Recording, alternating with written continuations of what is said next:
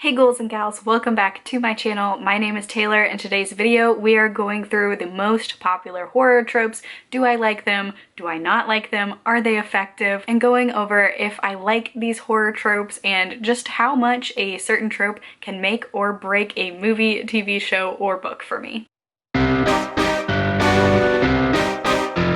So tropes are tropes for a reason, right? They're really popular whether you personally like them or not. I know I like a lot of things that not a lot of other people like, and vice versa. Horror fiction in general tends to have some pretty iconic tropes, so let's just go ahead and get into them and see how I feel about them. So I will leave this linked down below, but I am looking off a website list called Horror Movie Tropes, the Master List. It is on creepycatalog.com, so let's just go through these and see how I feel about them. So the first one is creepy music forewarning the viewer. But when music really warns the viewer that something bad is about to happen, I don't mind this just because I feel like music cues are so interconnected in movies and TV shows, like in general, like when something romantic's about to happen, when something action-packed is about to happen. I feel like this just kind of happens, so I think that's part of the reason why a lot of times movies and TV shows work better for people than horror fiction in terms of scaring them, is because you have that added element. I personally love a good creepy soundtrack, so I'm a fan of that. I think it enhances the experience. The next trope is the jump scare, and I feel like this is definitely one of the most common tropes. I don't mind a good jump scare, especially when I'm watching like a B or a C horror movie and I'm not really expecting like Oscar quality work. I'm just looking to like have a good scare or just to enjoy like a cheesy, creepy movie. I quite like jump scares. There definitely has to be some substance other than that sometimes, but I mean, I think they're effective. I don't like the ones where it's a jump scare and it's like not scary. I don't like those, especially when you have them again and again and again. I feel like that cheapens actual jump scares, but I really enjoy them when done right. The next one is an evil clown, and I think you can kind of tell from my background. I love it. It's one of my favorite movies, both chapters 1 and 2, and it's one of my favorite books as well, so I feel like I can't say I hate this trope, but I can't think of a single horror movie or horror book that I have read or watched that I've enjoyed. Like the biggest one that comes to mind is American Horror Story Freak Show. I wasn't really a fan of that season at all. I didn't really like Terrifier. I know that one has a really big cult following. I'm trying to think of a single instance where I enjoyed clowns other than Pennywise, and I really can't, so I'm gonna have to say no on this one. I think they're overdone, especially since it came out. I just feel like that's so iconic. Pennywise is so iconic. It would be really, really hard for me to find another iconic clown that would work for me in the same way. I don't think they're scary. So while I feel weird saying no, I am gonna say no. I'm not a big fan of this trope. So the next trope is don't go there, and this is where everyone in the audience knows that just because the lead character heard a rustling sound doesn't mean she should explore some creepy dark room in the middle of the night where everyone else is sleeping. This trope I think is definitely overdone. Yeah, I don't like this trope. I think if I'm looking at, especially in books, I like horror. Horror works best for me when there are really smart protagonists that don't make dumb decisions, and the horror is even when you're doing everything right, that things are still going wrong. So I don't like this one. I think there are certain ways where you can do this trope, and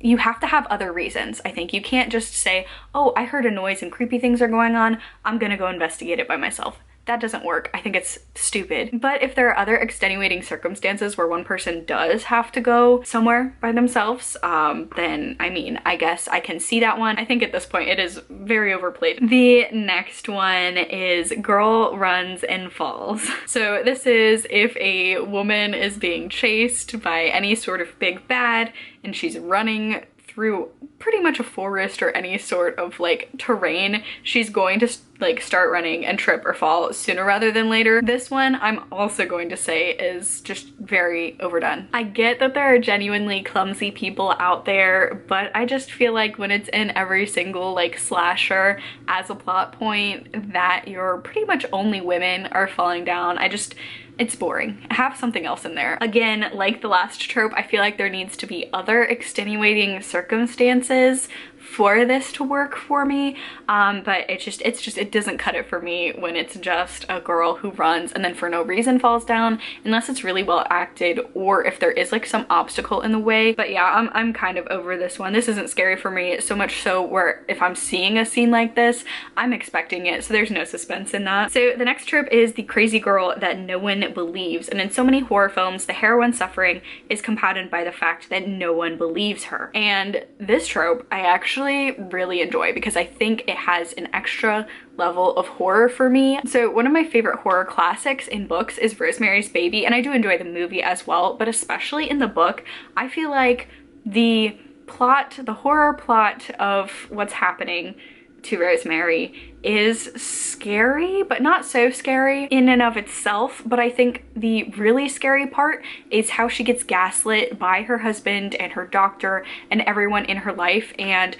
for me, I really love paranormal horror and supernatural horror and all of that, but I am so much more scared by the reality of the fact that, you know, you can be gaslit like that. I think this also has to do with the fact that any sort of person being put in like a mental hospital sort of situation in horror, that trope works really well for me, just because that is genuinely so terrifying to me. That's why American Horror Story Asylum is pretty much my favorite season of that show, because just that fact is so scary. Just being completely gaslit by that and just being completely put at the mercy of someone who can damage you psychologically when you're not. So that's really scary to me, just because the reality of that is scary and it can be so frustrating. And I think the Southern Book Club's Guide to Slaying Vampires by Grady Hendrix, that book also does it really well, because the vampire is scary, but it's also scary that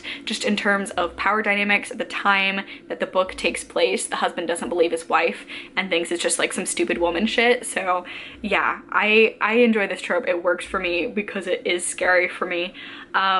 So moving on to the next trope is nature's revenge. So this is, for eons, mankind has stepped on the environment with zero pushback until nature finally reacts in righteous fury. So this is like movies like Alfred Hitchcock's The Birds and Jaws as well. I don't mind this trope. I actually think it can be done really well, and I think it has a lot of good for her moments in there, if you know what I mean.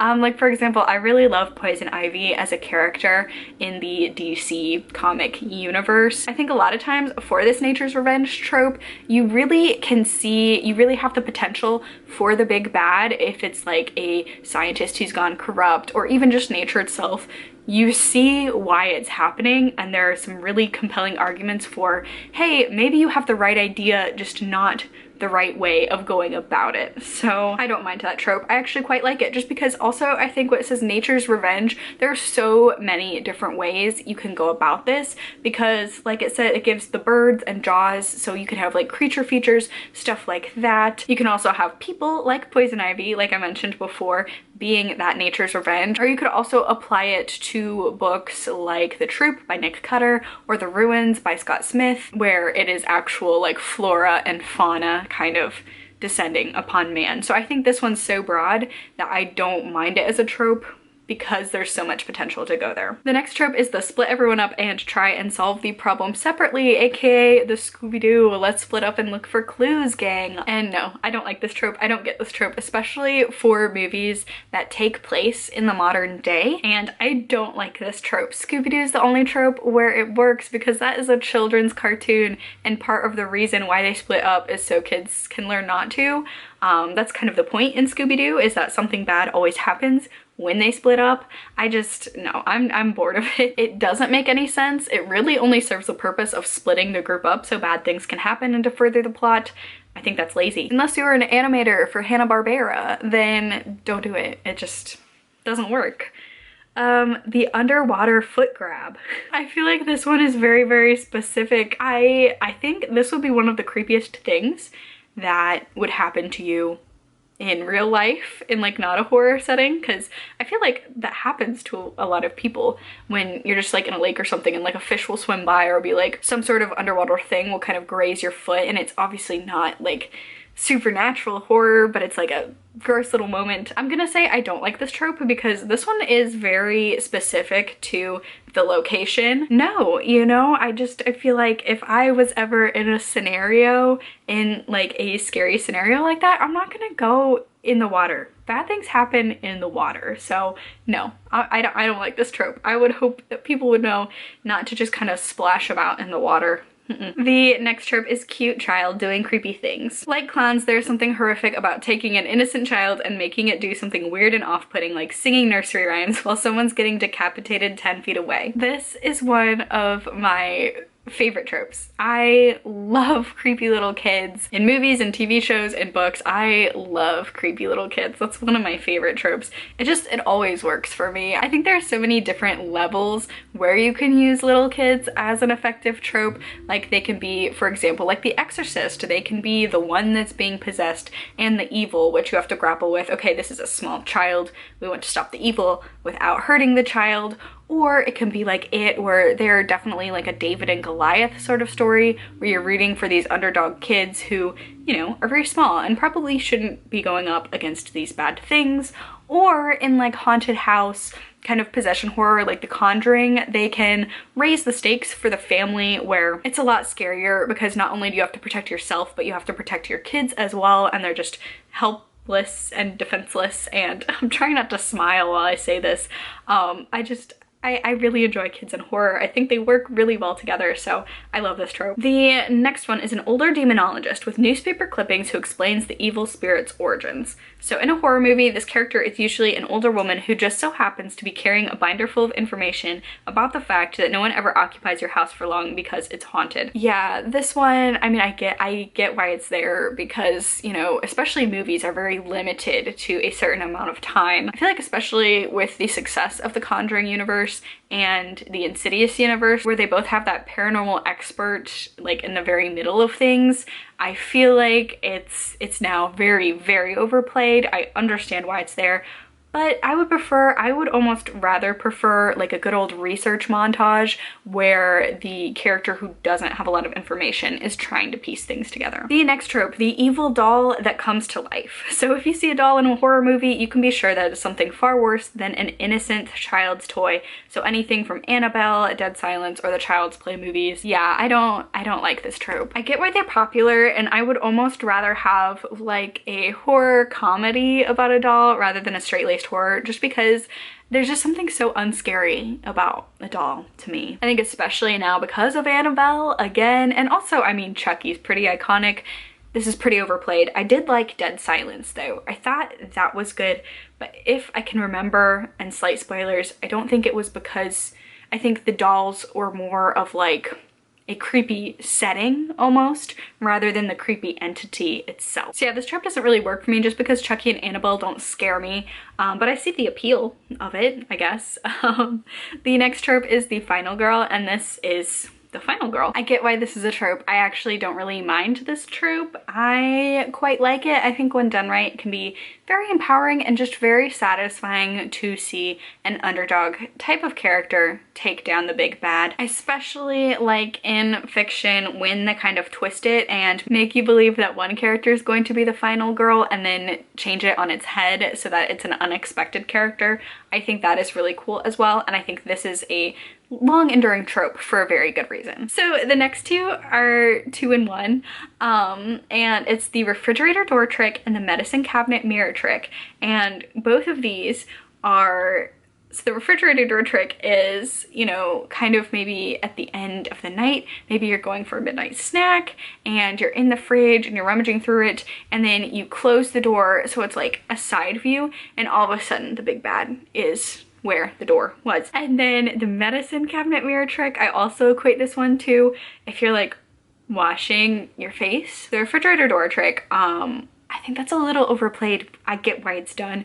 I think it's a little overplayed just because I've noticed every time that I am watching a movie and a character is doing that, I'm just always waiting for something to be there because I feel like there's going to be something there. So I'm either right or I'm like kind of disappointed that we're not seeing something scary in that moment. So overplayed on that one, but the medicine cabinet mirror trick, which is kind of the same thing, or where you're looking in a mirror, you're doing that thing, they're probably washing their face, which is I think why this is so scary to me. You're washing your face, you're minding your business, you're looking in the mirror, everything's fine, you look down, you look back up, and all of a sudden there's something there behind you. I think that's very effective for me because it always goes through my mind at the end of the night when I am washing my face. That's such like a vulnerable position because you're pretty much blind. So that one does really work. There's something just so vulnerable that I feel like in real life that would just, I think about that a lot. So a diverse group of teenagers who have wandered into this haunted burial ground one by one instead of all at once. I'm gonna be honest, this one kind of seems like the same thing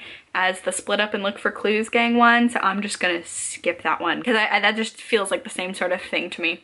So I'm just gonna skip it. The next one is no cell phone service. And for this one, I'm so tired of it. So here's the thing, if you're doing modern horror, we need to figure out new and creepy ways to do this because I'm tired of period pieces that aren't period pieces. They're just period pieces to solve the technology issue. And I'm just so tired of just the same tropes with this. I'm tired of that. I want to see new and innovative ways. Like for example, I think the movie Oculus did this really well with they were calling someone from the outside world, but they weren't actually calling someone. I think I would like to see more along the lines of that rather than just everyone having no cell phone service because it's not really realistic, especially in some of the movies that I see it being done. I think it'd be more effective if everyone just chilled on it for a minute. I feel like you can still have good horror and not rely on that crutch for modern horror to make it an isolated setting. So then this one is also another two that I'm just going to combine. A lost critical item like keys, and then now that I've found my keys, suddenly the car doesn't start. The last critical item is kind of annoying, but I get it. This is a case-by-case one. It totally depends. The keys and now the car doesn't start. So that one, I think it's a really effective trope when I feel like in a scary situation like that, you might be fumbling around a little bit just because you're so in flight or fight mode and, you know, just trying to like stick the key into the ignition, get everything right. I can see a little fumbling like that like kind of raises the stakes a little bit. So I don't really mind it. In slashers, I do think things like this are very overplayed, but I get it. Yeah, I think especially if like the critical item isn't always like the keys and then the keys to the car that doesn't start, if you switch it around with different things, I don't mind it, but it does always seem to be the keys in the car, doesn't it? So the next one is the know-it-all archetype. Okay, this is usually a guy. I'm gonna, you know, especially in haunted house horror where it's the wife or the child is starting to see paranormal stuff, and it's usually the husband. The husband is always like, it's just the wind, or it's just a power outage, or it's just an imaginary friend. So I hate this trope because I think it's annoying. The character who is normally the one doing this tends to be very unlikable and I don't really just like them in general, so I think it's annoying. And I especially think it's annoying when these characters can't change their minds. I don't mind it when the character does feel like that because not everyone believes in ghosts. That's cool. My partner and I are the same way. I am more spiritual and believe in more things than he does. But if we woke up in the middle of the night and saw a ghost at the foot of our beds, I would expect him to then believe in ghosts and not say, oh, it must be some trick of the light, or you must have seen something and then you convinced me. Do you get what I'm saying? I don't mind characters in denial so much, but I do mind the ones that are so unlikable about it and then they continue to not believe even when it's very obvious that something is happening. That annoys me. Just accept the fact that you're in a horror movie, guy, and just try and work past it, you know? That's why I feel like just in general, I've noticed I've really gravitated towards horror fiction in general where they don't waste time debating whether or not the ghost exists. They just kind of accept it for a fact. I really enjoy that because it can just be so annoying going back and forth debating when you know when you're watching a horror movie, like 9.9 times out of 10 it's a ghost. So the next trope is the abandoned place, and I really like this trope. I'm trash for this trope. I love found footage. I love just like a B movie about a group of teens breaking into a haunted house to spend the night or party, and then things start going wrong. I love it, and I'll be the first one to admit it's so overdone at this point. I just feel like, you know, every year we see like 10 different movies that deal with like abandoned asylums or abandoned houses. I love it. I love the whole like ghost hunting trope. I love the whole group of kids, the found footage. You see this a lot in here. I love a good creepy house. So I really enjoy this one. I'm trash, utter trash for this trope. The next one is the Vengeful Spirit. People crave the idea of revenge and justice and punishing the wicked. Even though he's a villain, the Vengeful Spirit is ironically a character most viewers can relate to. I'm really tired of the tropes where it's like an Indian burial ground or stuff like that, which also tends to kind of verge on insensitive and just like using that as a trope. For me, especially in like haunted houses and stuff like that, I feel like, especially when you're dealing with demons or possession or something like that, it doesn't have to have like a vengeful reason for doing it. It can just be bad. I think that's almost more terrifying when you can't reason with evil. Yeah, I think that's overdone at this point, honestly, the Vengeful Spirit. The weapon is just out of reach when you're being choked. I'm ambivalent towards this trope. I feel like I haven't watched enough movies where that is like a trope. I can think of a couple examples, and I do think it's very satisfying when they finally like get it and they like finally like touch it with one finger and grab it and are able to get that weapon. But you would think at this point, if you're a serial killer or a ghost or just any sort of big bad, that you'd make sure you kick it away really far so that the good guy doesn't grab it from you. The lights just happen to turn out one by one as the killer approaches. Yeah, this is overdone. I think it's corny, and a lot of times it just simply doesn't make sense with everything else that's going on. Oh, this is another good one. Running down the middle of the road while being chased by a car. This is overdone as well. There's a Criminal Minds episode dealing with this where the unsub kills people in his car, and you watch all these people, not victim blaming, but their car breaks down and they're standing in the middle of the road, and then he like runs them over, but he also likes to chase. So they're running down the middle of the road. The car's coming after them. The road is surrounded by wilderness where a car cannot get to. If the person would have just run off the road, they wouldn't have been able to be run over by the car. So I understand probably in this scenario your brain isn't thinking things all the way through. I just think it's a stupid decision. Just, you know, weave or get off the road. Make it harder for someone who's chasing you. Don't run in a straight line. Next trope, it wasn't really dead. This is why we do the double tap, guys. This one is overdone. I'm so tired of it, to the point where unless I see very strong evidence, I just kind of assume. I feel like this is also just a cheap way to guarantee a sequel and to guarantee that the franchise keeps going. But unless I see concrete evidence, unless I see a body split into parts, or not even that, cough cough, Darth Maul, but I'm tired of it. Stay dead. Get someone new and creepy. Stay dead. This is one that I never even thought of. Looking good after the demon exits your body. So the moment that the demonic possession is gone, you return to normal. I never really thought about this. I'm gonna agree, that's a stupid trope. I feel like even though it's a quick way to show that the demon is gone, exorcisms are very rigorous things, so you're still going to have some physical reminders of that. So I agree with that. That's one I haven't thought of before, and yeah, I'd like to see, you know, you just went through an ordeal. A demon exited your body. You're not gonna look great. You're still gonna look a little rough. So the kid doesn't realize it's a ghost. I really love this trope.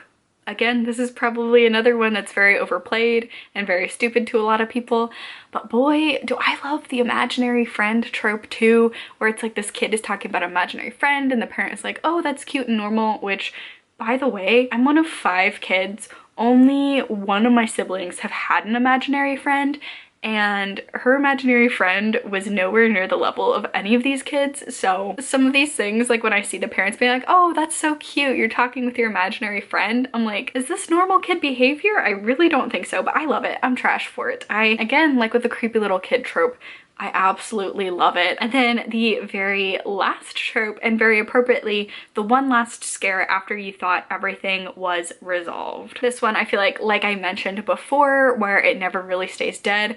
Sometimes this can really work. Other times I just think it's a cheap way to get a sequel. I do think in terms of, especially in books, you can have a lot of plot twists and a lot of switchbacks and kind of misdirections to get some suspense. I know books have to rely more on that because they don't have the creepy music score or visuals. It's just whatever the reader is picturing. So I think one last scare can be very effective if it's done with a purpose and it's done really well. I hate it when you can clearly tell everything's resolved. It would have been a wonderful movie. You see the credits scroll and then all of a sudden you get that extra scene and you're like, oh, they just really wanted to make a sequel, huh? And then the sequel is usually terrible. So this trope, I'm definitely a lot more lenient when it comes to books than when it comes to movies, and especially TV shows as well. Not really a big fan of that. So that is the end of this list. Let me know what you think of these tropes down below. Horror at times can be a very trope-riddled genre and a very campy genre, which is part of the fun about it, but definitely, I feel like there are definitely tropes that you either love or you hate, so leave it down below.